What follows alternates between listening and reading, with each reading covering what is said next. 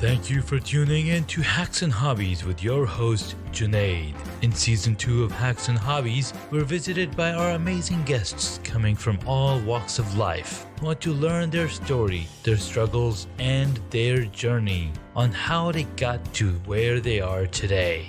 So stick around.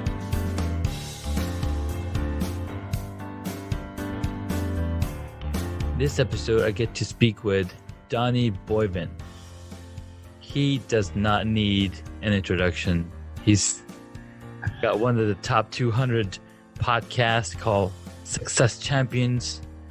And I've learned so much amazing stuff with him, through the podcast, through the groups that I'm with him. And I was like, why am I not interviewing this guy? This guy is full of amazing information, amazing knowledge. And I'm so blessed to be part of his network and to have him on the podcast. Donnie, thank you so much for your time. Junaid, thanks for having me in here, man. I was looking forward to this. Thanks for the great introduction, man. You're welcome, man.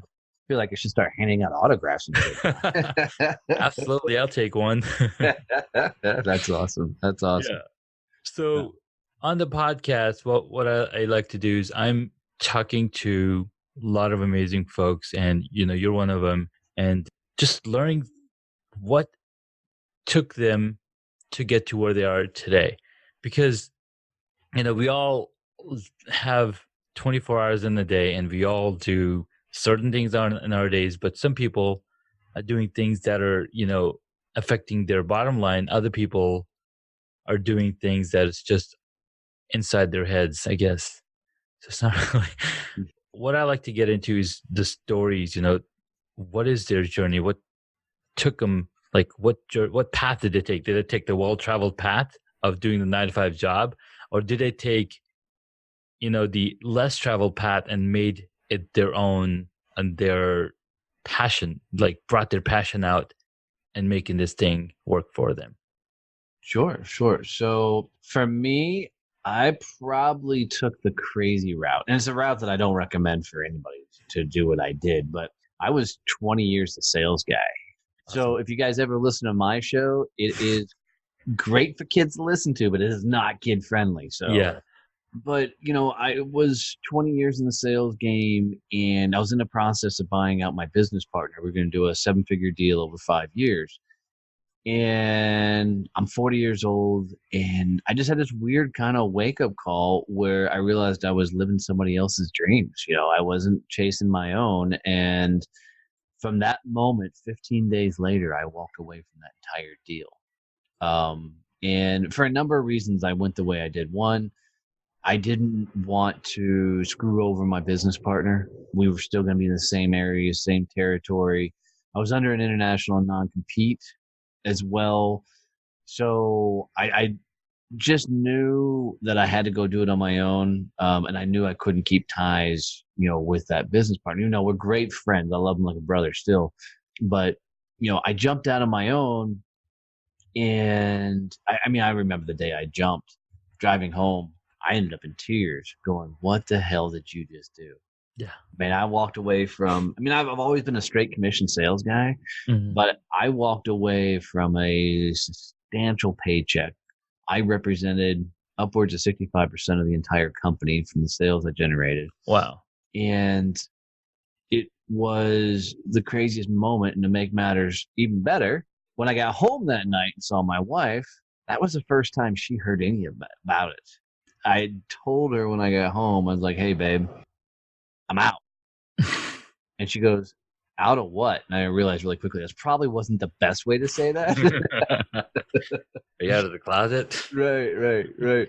And so I walked her through it, and God love her. She said, okay, let's figure it out. And, out the gate, I had some pretty cool successes, some early wins. And I think those early wins gave me this kind of false sense of this was the right move for me. And what I didn't understand is I'd spent my entire career as an employee and not as a business owner. So when I got those early wins, I created a job and not a company.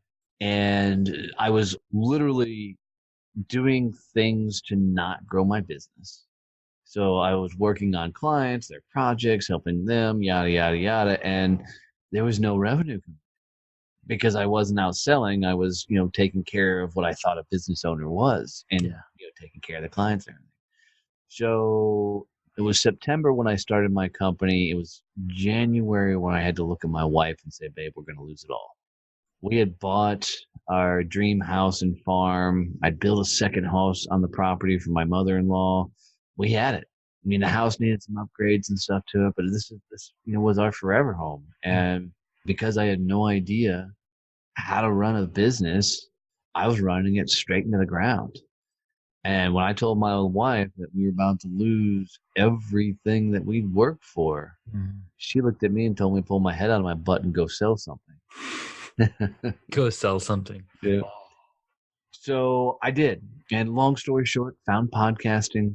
Podcasting saved the business. And now I get the fun luxury of doing a couple of things, primarily in the podcasting space, but I help businesses and individuals launch their shows and become profitable podcasters, on their journey, because a lot of people are screwing up what they're doing with their podcast and the points behind them and, what they're trying to accomplish. And then which takes me all over the world speaking, Yeah.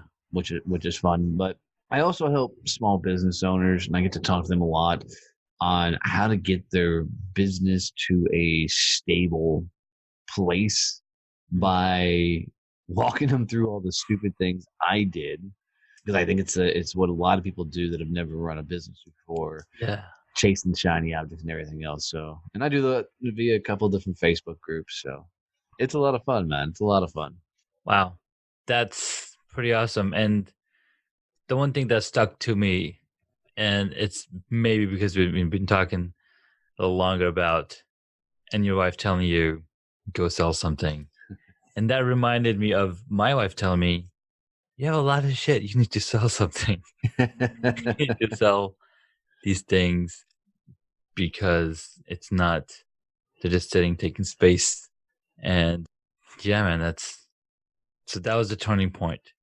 It was the start of the turning point, Okay. right? So just because I went and sold something didn't mean I was a business owner. Yeah. It just means I sold another project. But I hadn't broken the habit of doing the work versus creating a company. So it was really in having a couple of deals come through because of podcasting that started me down the path of actually doing podcast. And I tell everybody podcasting saved my business because even to this day, I still interview some of the biggest names in the world. Mhm. And when you're dealing with those people who are running multi-million-dollar corporations or their celebrity status, influencer status, whatever you want to call them, you can't half-ass it. You gotta actually build systems and processes and operations and Yeah. and I realized really quick that I had no idea how to do all that. So I had to start creating it. And so, we built out automations and things to handle all these things. But in doing all these automations, what we were learning, and I say we because my wife's been along for the ride, even though she's no part of the business, she's been along for this entire ride. But Mhm.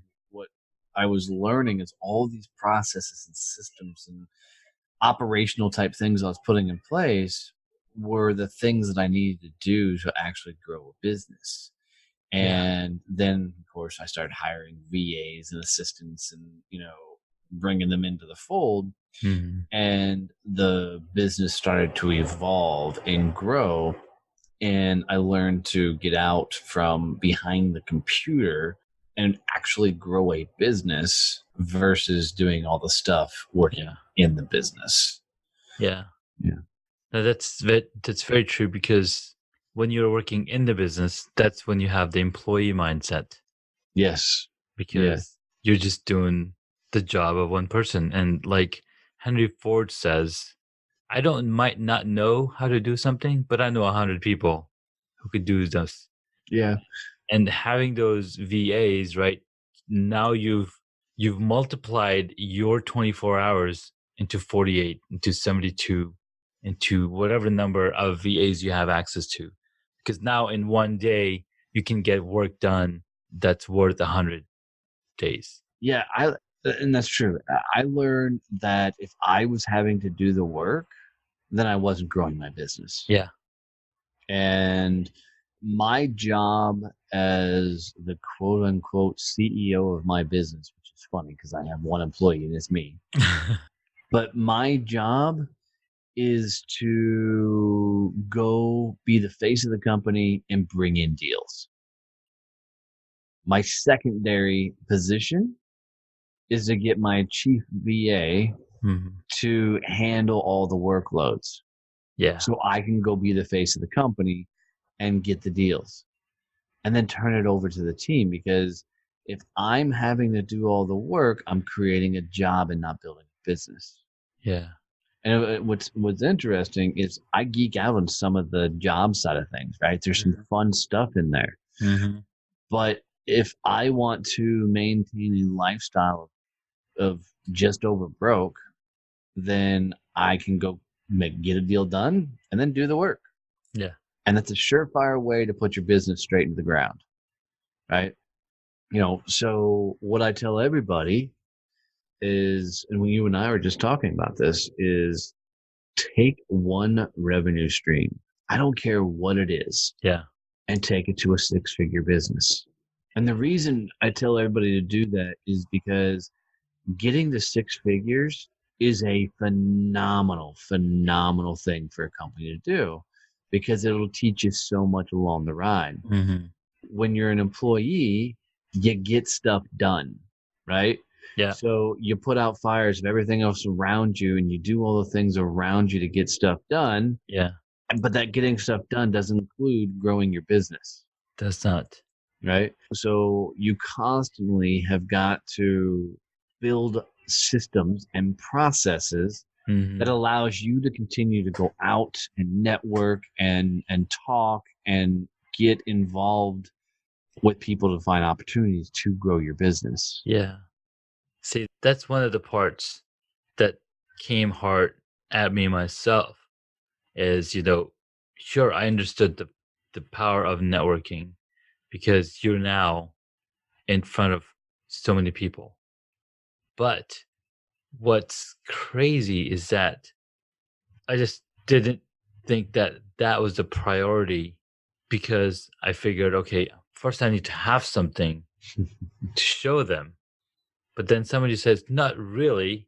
You can still start talking about it and then build on what you need to show. So I And was like, okay, that's like a chicken and the egg.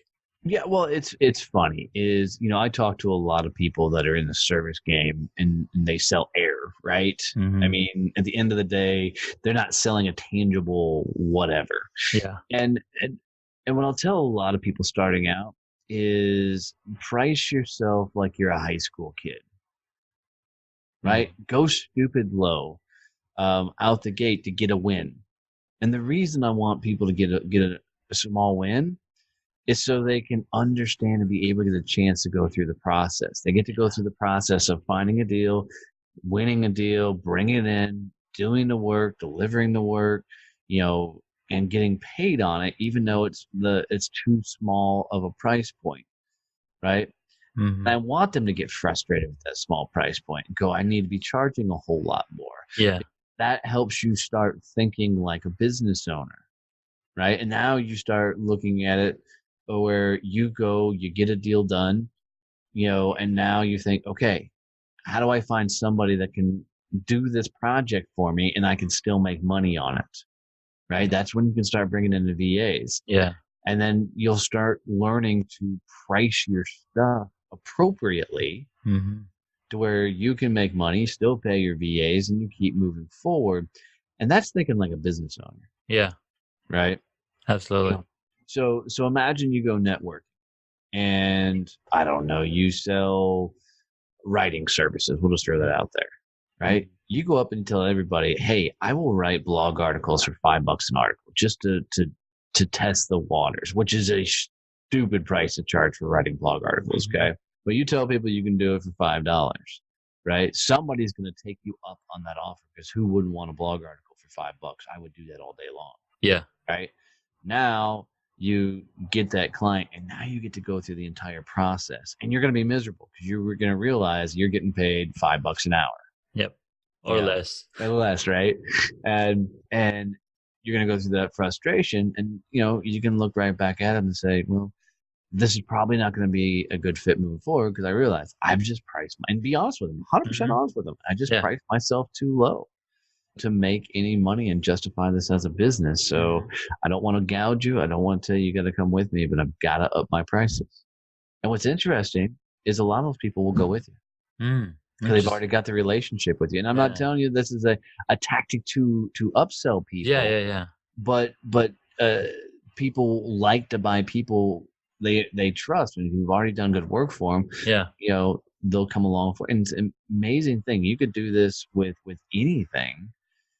Just to start the processes, Mhm. as long as you keep it in your head, how do I get the deal and get somebody else to do it for me and still make money on it, Yeah. right? Where people get hung up is how do I get the deal and then do the job themselves, right? That's That's when you're losing. that's when you're a freelancer and not an Yes, entrepreneur. 100%. 100%. And Uh-huh. that's what a lot of people are in this day and age. Mhm. And that took me a long time to learn, Yeah. right? Because as I was going through it, I thought, I've got, and if you run a business for any amount of time, the frustration. You're like, okay, cool, I got a deal done. Crap, now I got to get this deal done. Now I got to do the work. I Holy gotta crap, do when do I I go don't to have the find something? time. Right. And now you're all over the place. And it's because you built a freelance model because you wanted to go for freedom, right? You're like, oh, I can work anywhere I want to. All I need is a laptop, whatever. That's cool, but you're going to be such a slave to that business, Yes. Mhm. right? That you're never going to be able to grow and scale. And you don't have to have a big business. I mean, that's why I tell everybody build it to $100,000, Yeah. right? Because in $100,000 service-based business, you should take home 50% of that, Yeah. if not more. I mean, depending on how your VA agreements work out. But man, you could take home clear $50,000 for your business to live your life off of. I mean, it's a real game changer when you can start thinking that way. That's really powerful. And all this time, it's like, oh, I could do that. It's like when you get your oil change. Well, I could change oil or get your brakes changed or Yep. oh, I could change the brakes, but I don't really have the time. Hmm. So it's the price of convenience, price of freedom, price of time that you're paying so you get free time back. Yeah, but it's also price of your mindset too. Mhm. Because if you're constantly thinking, "Oh, I can do that," Yeah. right? That's the employee mindset because that's what an employee does. Yeah. Paid a wage to make sure the job gets done at no matter what the cost. Mhm. And employees aren't taught to go find other people to do the work for them. That's what they're No, paid for. that's what they're paid for. It's like, I'm Absolutely. paying you to do this. And if I get somebody else to do it, then I lose my job, Yeah. right? Yeah. That's So that's right. it's a matter of you have to. I mean, Jim Rohn, who's one of the greatest motivational speakers of all time, he Mhm. says it this way, and this is what I correlate it to. He says, if you were to win the lottery and you were to hand it $1 million, the first thing you have to do is mentally become a millionaire. Yeah. Right? It's not go to a financial advisor and all that, because if you don't evolve into that millionaire mindset, you're going to lose all of that money because you're going to be the same exact person you are right Uh, now. Just so if you're an alcoholic before you got the millions, you're still going to be an alcoholic. You're just going to yeah. drink nicer stuff until you lose all your money back up and back up in the gutter, right? Yeah. You know, so it's the same thing as a business owner, right? If you're going to run a company, you mentally have to become a business owner, Yeah. or you're going to constantly create a job for yourself. That's really true. And so recently what I've done is I've found somebody that can help me edit my podcast episodes. Cool. And it's such a relief on my head. It's like, all right, I'm done. I can hand it off. when they're done they're done putting it together, of course I created a template because I've been doing it myself, and each episode would take 2-3 hours Yeah. to put together. I don't have 2-3 hours. I can't be working late nights putting one episode together at a time. So yeah. So recently I got this book, Michael Hyatt. I don't know if Mhm. you've heard of him. He's I he, have. he got a book out called Free to Focus. No, I haven't heard of that one. Okay. It just came out like last month, and he's got a video course attached to it also, of course. And the first video is like, go find an executive assistant, go find a VA, hand off whatever you can, because that's going to free your mind. And that's what we've been talking about, right? Yep. Business mindset is somebody else do the legwork while you do the mind work. Well, and what's interesting, as soon as you said that, I guarantee a lot of your listeners that have jumped out and started their own business, first thought from their head was, I can't afford a VA. Mm-hmm. I can't afford an assistant. Yeah. Quit thinking like an employee. The real response should have been, how do I go sell something? How do I create a revenue stream to afford that VA? Yeah. Right? Absolutely. You got to flip that thought process to that of a business owner, because the employee comes from lack, the business owner comes from growth, and the employee mindset plays defense. I don't want to lose my stuff. Yeah. Business owner plays offense to how do we create, and build things. Exactly. And anytime you're looking at your business,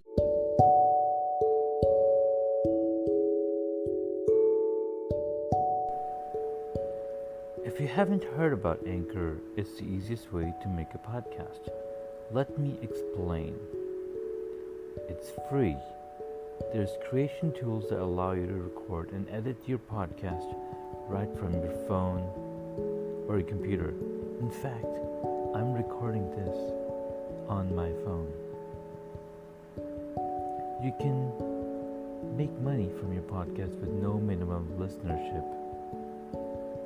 So go ahead, download the free Anchor app or go to anchor.fm to get started.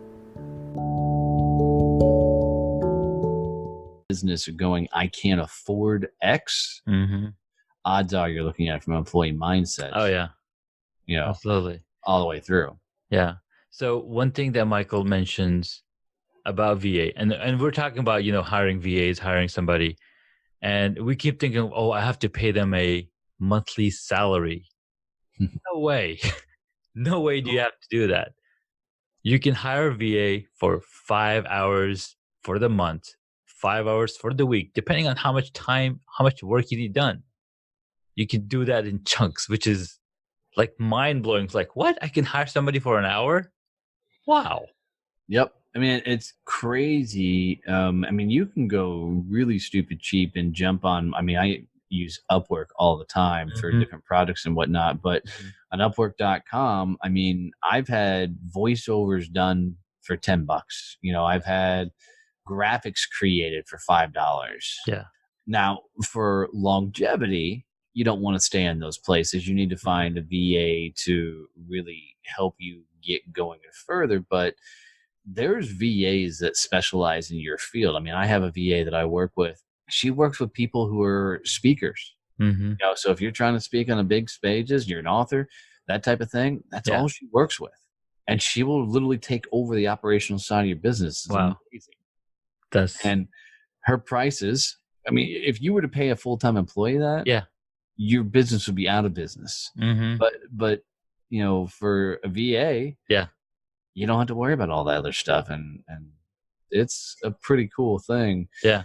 And there's no VA that you should have, an individual that should cost you more than $2,000 a month. That's the extreme. That's the max. Yeah, high end.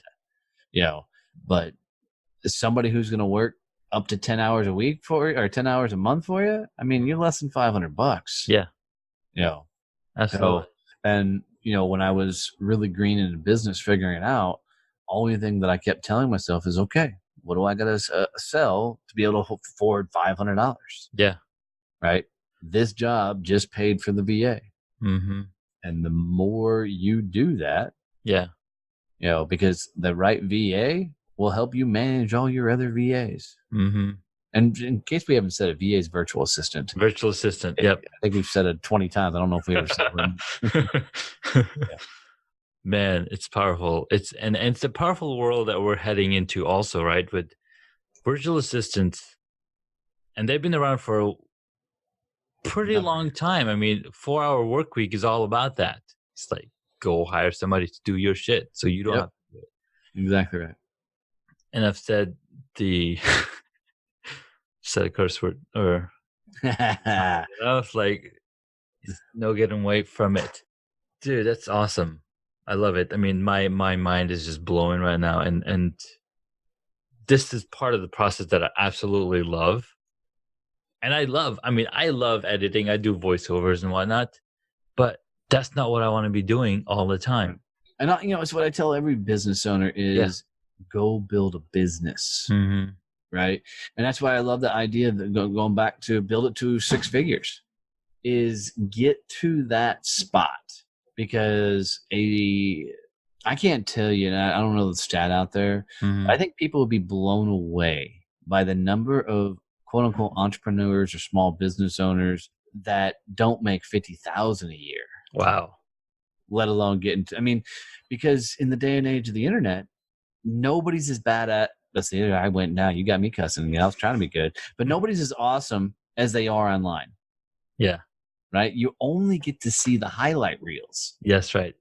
Right? You don't get to see the screw up sides and raw sides. So you can look at somebody and thinking, man, they're crushing it. What you don't know is, in truth, is behind the scenes, they're going, holy crap, how do I keep the electric on? Yeah. Right? Absolutely. So that goal of getting to $100,000, it's not about getting $100,000. This is a Jim Rohn phrase as well. It's about who you become on that journey. Yeah. It's never about accomplishing it. It's about the evolution of you as you go through it. That's so powerful. And there's this gentleman 15 years ago, and he had this course. It was a 30-day challenge, and it's all about internet marketing. And he's like, all right, in this 30-day challenge, I want you to make $1 online. That's it, $1. If you want to be aggressive, make $10. But the idea is to learn the process. What is the process? What are the steps you need to take to get to that $1? And once you figure that out, then you can just multiply it by whatever number you want to multiply it by. Yep. Right? It's smart, because most people hesitate to do things because they don't know how to do them. There's a big phrase thrown around. I think Henry Ford said it, that everything you want's on the other side of fear. And I think it's wrong. I don't think that phrase is true, because it's not about getting past the fear. It's about going through it in the first place and stepping into it. Yeah. Right? Because it's that learning, it's that whole process that you got to go through so you can evolve. Exactly. You can, level up. And this is why, especially in, the Success Champions Facebook group, we're constantly throwing out the questions, what are you working on? What are you doing? Because what you'll see is a lot of people are working in their business. They're not growing it, and they're creating jobs for themselves. Yeah. That's so true. Yeah. I was doing that last night. I was picking out photos to post on my Instagram stories. And I was like, "Oh, these are really cool." And I'm looking at these hot toys, or there's a site called Sideshow Collectibles, and they have these amazing 12-inch figures, action figures of all your favorite movie characters that you can imagine. So they had, and so I get their emails, of course, right? So I know. So they had John Wick from his movie's coming out. So they've got John Wick character, played by Keanu Reeves. And then I was like, I wonder if they done Matrix, Neo. And so I went and looked at the site, and of course they did Neo. Right. 20 years ago. I was like, holy smokes, these guys been doing this for a long time. So I'm like putting these pictures together, trying to come up with a story. But then again, I'm like, I'm working in the business, not on it. But so here's the question, right?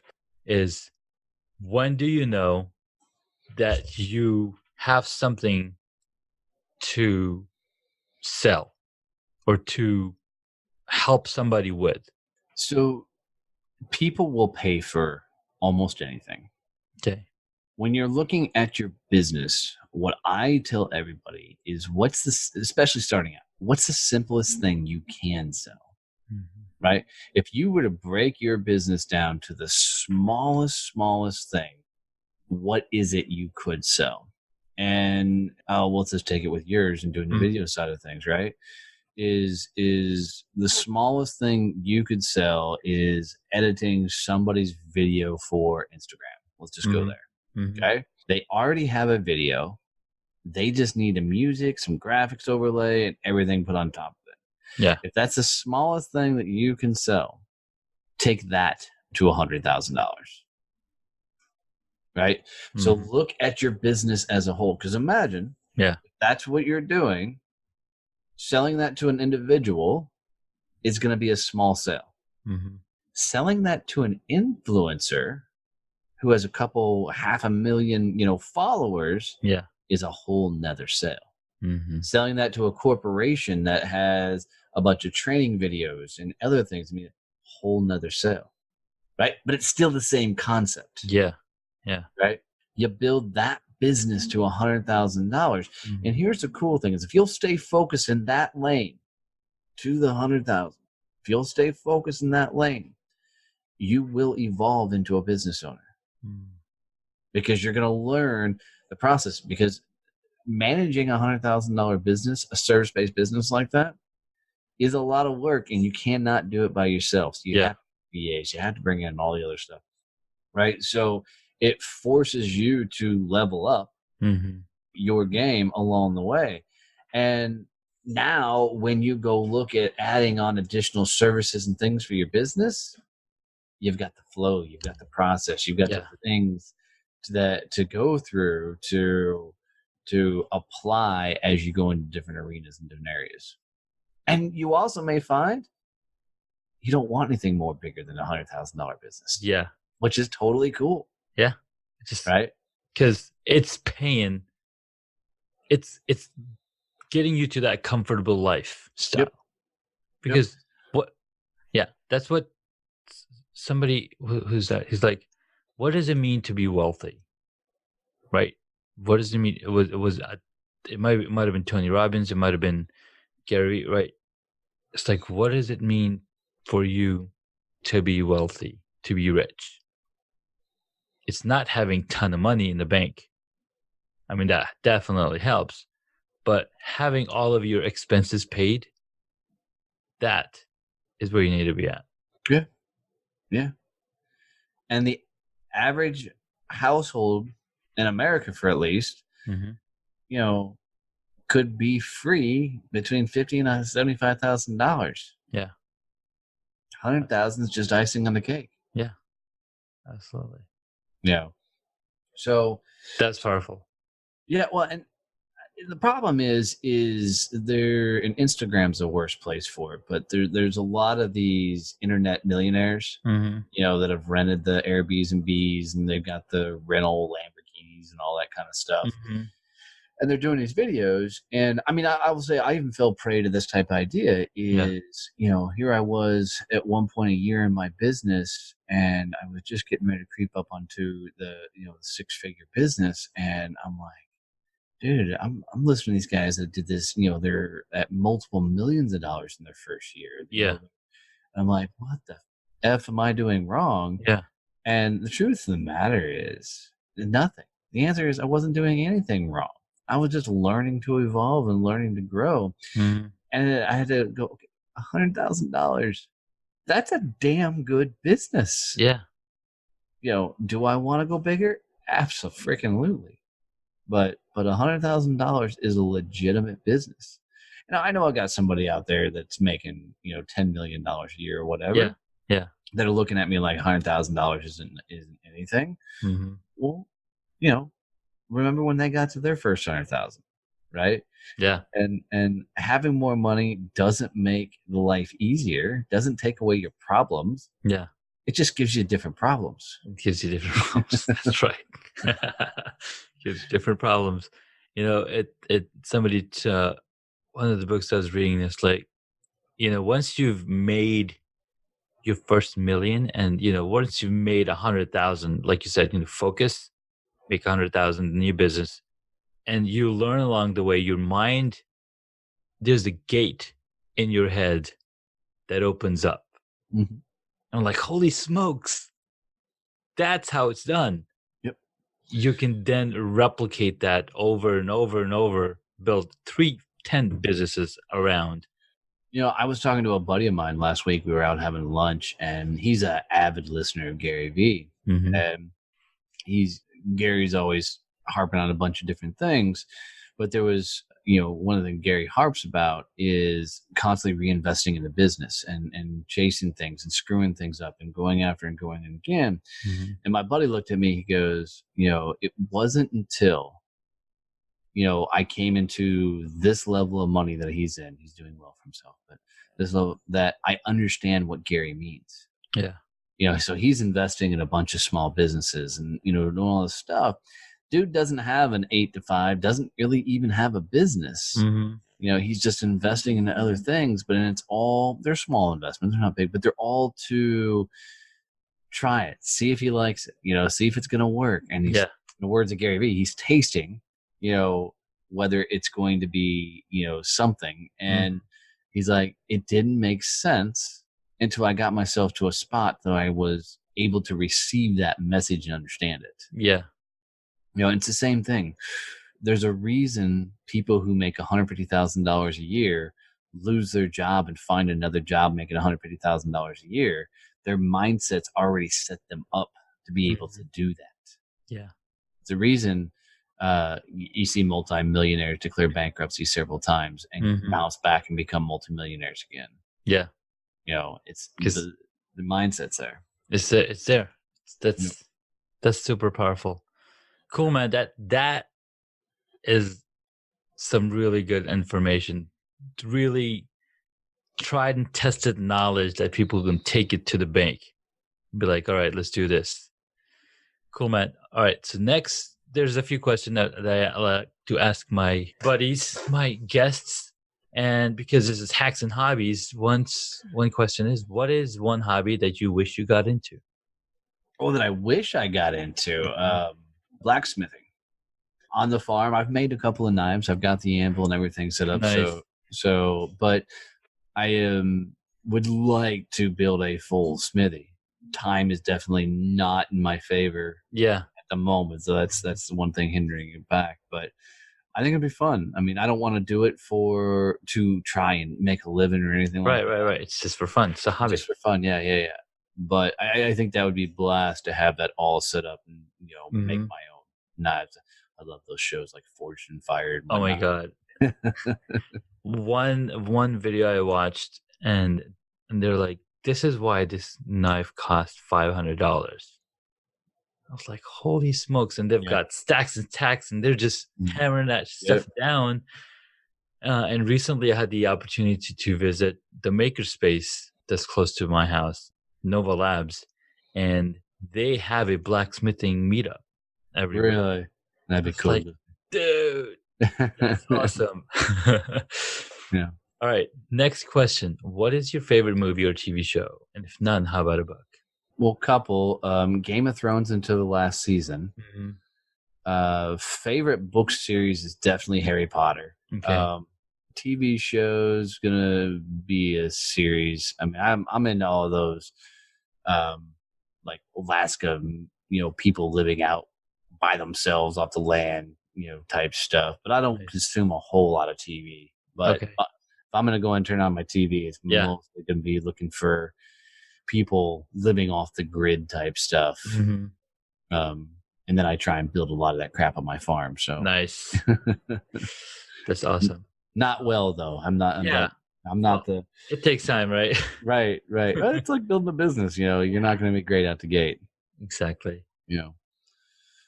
All right. Next question. Who is your favorite superhero? Favorite superhero? I never really got into the superheroes, but if I was gonna say anybody, it's got to be Iron Man, only because of Robert Downey Jr. playing. I recently put out a meme that I found somewhere that I loved that showed Robert, in 2019, or excuse me, 1999. 1999. When he was arrested, for the DWI, and then the next picture next to it, he's standing below the Avengers 2019 with his hands up and says, don't let your past define your future. And exactly. So probably I like the bad boy, type vibe and attitude. Mm-hmm. I really there's a really interesting podcast that I'm into called Business Wars. Mm-hmm. And they take you through some of the biggest business battles of all time. And they did the Marvel and DC. Oh, wow. And it's like a 6-part series. I highly encourage people to go listen to it. But I learned a lot about how much Stan Lee really did for the comic book, and all that. And I couldn't even tell you what the difference between like DC and Marvel was prior to listening to this. Sure. But it was a very cool perspective, and probably why I lean more towards Marvel comics than DC. I've heard that a lot from a lot of the friends that I've talked to, and I got into Marvel and DC a lot later in life because growing up, I grew up in Saudi, and we really didn't have access to comic books and stuff like that. And it was until I was 19, I moved out here, that I started watching Batman and Batman as Val Kilmer and George Clooney. Those were way back. I mean, Michael Keaton was the first one. He was the first one, and he did a really good job. He did. But like, I had no concept of what Marvel was, and then in 2008, Marvel puts out Iron Man, and I was just totally blown away. And he is also one of my favorite characters because of the things that I absolutely love in the movie. Is he is using his mind to create something to get out of a trouble spot that he's in. Right. So he's in that space. In that sense, is he working on the business or in the business? Well, that's an interesting. So it's both, because he's using the gadgets for himself, but he also runs a massive weaponry company. Yes. So every one of these gadgets he turns around and tries to figure out how to sell. So that's an interesting thought process. He doesn't get paid to do the superhero stuff. So that's working in the business and not on it. Yeah. But then you also notice that he, like through the arc of Iron Man, he handed off to Pepper Potts, you're the CEO. Right. Go do these missions because absolutely, got to keep the business running, and Mm-hmm. Yeah, that's great perspective. So there's some really awesome parallels. Cool, man. I love it. Next question. If you were a board game, what would it be? If I was a board game, what would it be? It wouldn't be Monopoly because I hate real estate stuff. Probably something like Scrabble, just because I've always loved those word games. Yeah, probably Scrabble. That's one that comes to mind the most. I like figuring out the word side of things, putting a bunch of letters together and coming up with stuff. I use a ton of acronyms in the business. So okay, nice, very good, man. Last question: where can my audience find you? So probably the funnest place is if you're on Facebook, come hang out in Success Champions. That's what we're doing. Most of the really, really cool stuff. We're launching a mastermind in there right now. That's getting going. So that's fun. And then DonnieBoivin.com, will get you all my other stuff. Awesome. There's a bunch of free things on there. So if you go to DonnieBoivin.com/free stuff, I got all kinds of cool downloads you can have, from how to journal to strength test and all kinds of fun stuff. Cool, man. Thank you so much. My audience will absolutely love it. And I absolutely love talking to you and learning so many cool things and, opening up that mind door and getting to that next level. Thanks, dude. It's been a blast, man. Good show. Cool. Thank you so much. Thank you. Appreciate it. Appreciate all your time. And we'll definitely keep in touch, and I'll let you know when this podcast goes live. Perfect. Awesome. All right, brother. Talk to you soon. Later. Congratulations, you made it to the end of the episode. Thanks so much for listening to our guest on this episode. Please send me an email at junaid@hacksandhobbies.com to tell me what you loved about our guest today. You could find links mentioned in this episode on the hacksandhobbies.com website.